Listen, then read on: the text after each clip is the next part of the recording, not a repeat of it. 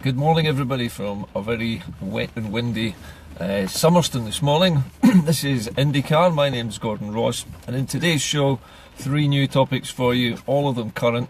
The first one is actually a suggestion by a friend of the show, a fan of the show, who made this suggestion to me the other night, and it struck me that what he was saying was actually a really good idea and something that we really ought to look into, and that is persuading the businesses which already support independence through organisations like Business for Independence to come out, as it were, come out of the closet and to take part in some kind of event, something that we can stage, which shows the whole rest of Scotland how many commercial operations support independence. Now, this is something which Better Together was better at during the 2014 referendum than we were, really. There was a battle for getting as many stars to come and support independence as possible, or stars to support the union. In this case, I think the business case is a far more important one, because people equate big businesses with Scottish economic strength. Now, if we had, say, Scottish Power, for example, or one of the big energy companies, or possibly Ferguson's, the shipyards, or Alexander Dennis, the bus builders, or one of these big companies, one of these blue chip companies, to come out with a statement saying that they now support independence and would encourage other people to do the same, this could start a cascade of confidence building within the business community.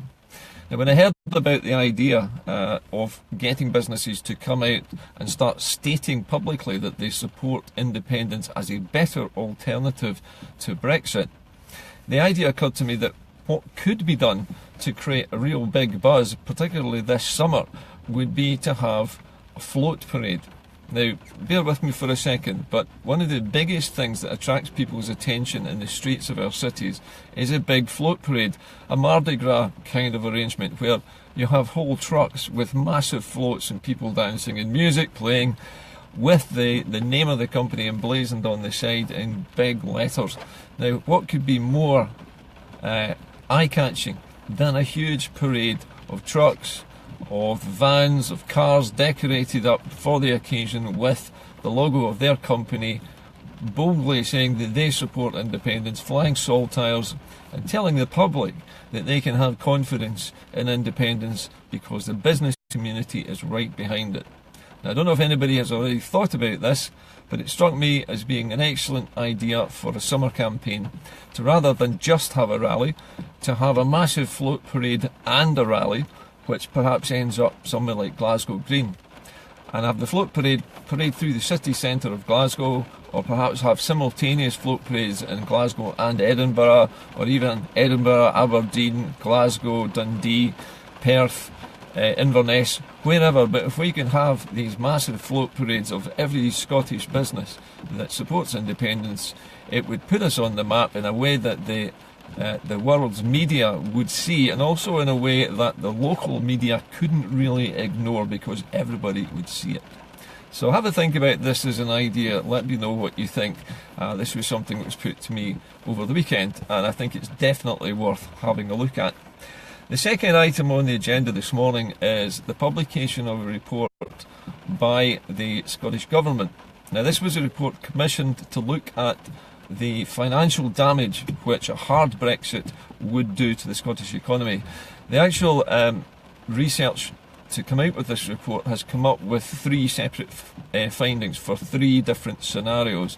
Today they published the worst case scenario, which would be a cliff-edge Brexit where we leave the European Union with no deal at all and have to trade using World Trade Organization rules. And those stipulate that high taxes are charged on goods imported into this country and on goods being exported into other countries in Europe. The Scottish Government's report estimates that approximately £2,300 per year is what the people of Scotland will pay. It's the equivalent to about £12.7 billion off the annual budget of the Scottish Government every single year up to 2030. Now, that's quite a large sum of money, and it's hard to get your head around that sum of money. That's £12.7 £1,000 million. That's a huge sum of money, unimaginable amount of money that would be lost just because of Brexiting without a deal. Now, interestingly, the British government, although it's less well publicised, did a similar exercise where they published their estimates for the damage that would be done to the British economy by a hard Brexit, by a trade deal, and by another softer option. So they had 3 different options as well. They had a deal where the borders were open and we could trade, and there was a customs union, and that was the best case scenario. The worst case being hard Brexit. But interestingly, the British estimate for the damage to the whole of the UK economy was far, far worse than the Scottish report. The Scottish report sounds a little bit optimistic, in fact, compared to this. According to the British survey, the hard Brexit scenario would cost the average household in the United Kingdom over £5,500 per year by the end of 2030. Now, this is almost double what the Scottish estimate is. Now, it could be that it's just regional variations and that Scotland has a stronger economy relative to the size of its population. I don't know. But the point is that either way you slice it, it's either going to cost us £5,500 if you go by the British estimate, but that's per household, remember, and there may be more than one person per household, or the Scottish estimate, which is approximately half that, which may be just because they've worked it out per head. But whatever way you slice it, a hard Brexit would be catastrophic for the economy. And this morning we have seen just one single company go to the wall today, and it's Carillion. And Carillion has been given £1 billion contracts by the British government for all kinds of huge infrastructure projects, including the bypass around Aberdeen, hospital building, primary school building, everything that you can imagine to do with motorways, railways, everything like that is being done by Carillion, and today it's announced it's going into receivership. Now, why is it going into receivership with billions of pounds on its order books? Why? But the point is that it shows us something about the British economy, and also the way that the British government runs things. It's giving all of its major contracts to a single contractor. Carillion is gigantic. It has tendrils everywhere. It even owns part of the West of Scotland Housing Association. So it runs all kinds of public sector businesses. It builds all kinds of structures for public sector organisations, and it is going bust, and it looks like over 43,000 people will be made redundant by this single action alone, and this is before Brexit has happened. And this is in a construction industry where government contracts are very lucrative, and Carillion has obviously been mismanaged, otherwise it wouldn't be going to the wall today. But we do know that the government's having to step in to pay the wages of Carillion workers up to the end of this month and beyond. Again, it's like the banking crisis. The taxpayers are bailing out a huge company which the Tories favoured with all of these cherry-picked huge contracts, and it's failing. It's failing because it's been badly managed. Now, that just goes to show you how fragile the UK economy is. Now, you imagine that multiplied by about 100 and you're getting close to what Brexit would do. Imagine 100 Carillions happening all in the 1 year. So I think it's safe to say that the hard Brexit cost is a nightmare that we don't really want to think about for too long, because it is just unimaginably horrible. Which brings me, talking of unimaginably horrible things, to the Scottish Tory party. It's been reported in the social media this week that the Conservative Party in Scotland has said that if the Scottish Government forces through a referendum bill in the Scottish Parliament, that they will boycott Parliament, and that they will walk out en masse and leave the chamber and not come back. And you have to ask yourself, would anybody really miss them? Because, frankly, I think they add nothing to Scottish politics. They are simply a drain on our resources. They just sit around carping all day and trying to justify what their own government in London is doing to cut our public funding, while at the same time trying to encourage the Scottish Government to charge us more taxes to pay for the cuts that her party, and I'm talking about Ruth Davidson here, which her party has imposed on Scotland. It's a daft situation. The Tory party in Scotland is in the situation of saying to us, we are cutting your funding, raise your taxes to compensate for the meanness of our government. And if you don't do that, then you're at fault in some way.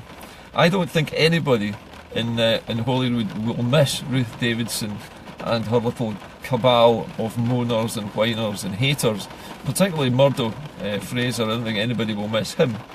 So a boycott may result in absolutely nobody noticing any difference, apart from the fact that First Minister's questions will be a little bit quieter.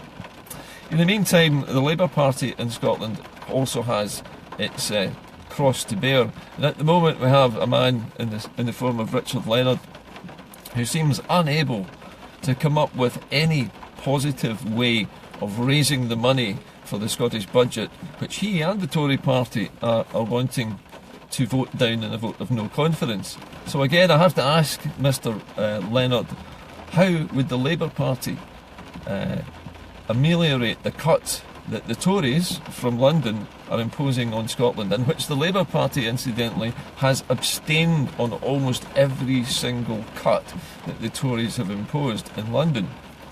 So it seems to me that if we do have a bill to legislate for a new referendum, and it is forced through Parliament by majority by the Scottish government, that maybe we could hope for the Labour Party walking out as well. That would be wonderful. You'd finally get rid of both of them, because they are effectively just a huge drain on our resources. There are a lot of wages that we pay to people who hate Scotland and are trying to do it harm. And frankly, I would like to see the back of them. If they walk out, perhaps we should just have them disciplined for gross misconduct and dismiss them, and have some by-elections and get some real MSPs elected instead. I'd quite like that. I might even have a go at it myself if that was the case. Surely it would be better to ditch these leeches, these people who are obtaining money under false pretences, just on the basis that they can come in there and rubbish the Parliament they're actually sitting in. They are the Scottish equivalent of Nigel Farage sitting in Brussels, carping and whining and moaning about the very institution that they have been elected to serve, whilst at the same time threatening to leave it, which, believe me, is what everybody else in the chamber is hoping for. So anyway, let's all think on. Anybody have any ideas about what we can do for something like a float parade? This was just one idea I came up with, for the idea for a float parade for businesses. But we really need to get the business people to come out and say they're backing independence. Not just the business people, but the actual companies themselves, to put their hands in their pockets and help us to have some kind of special event which the public can see everywhere on their television screens and on every street in every city. It would be fantastic to have a float parade in every city simultaneously. There's no way that that could be ignored completely by the media, although they'll try it. Anyway, those were the 3 topics for today. As usual, if you have any comments on today's show or any other show, please contact me afterwards. You can also email me now directly from the Indycar page if you want to speak for a longer session. You can have a longer period on the email than you can just typing a little reply in the box here on screen. So it's time for me to go. More lessons to do this morning. Hope you enjoy the day, but unfortunately the weather forecast is turning quite nasty. We're hearing now that it's going to snow, and I can see just outside the windows the rain turning to sleet as we speak. But have a good week, and I'll hopefully speak to you tomorrow. Bye for now.